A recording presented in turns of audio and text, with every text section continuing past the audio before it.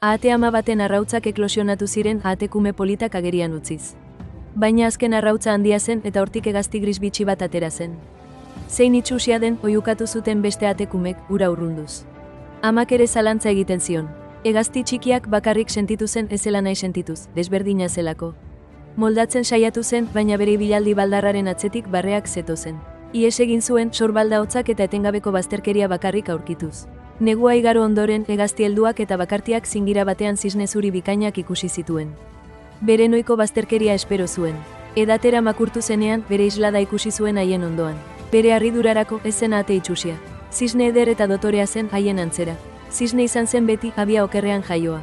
Bere bazterkeria ez zen itxusia izateagatik, baizik eta gaizki ulertua izateagatik. Ez zen ahate izateko jaio, zisne baizik. Bizitzako bazterkeriak askotan besteek zure benetakonia ez ikusteagatik datoz. Ez utzi inori zu definitzen. Sinetsi zure helburu bakarrean. Pidetu kanalizenari ipuin mitiko gehiago ikusteko.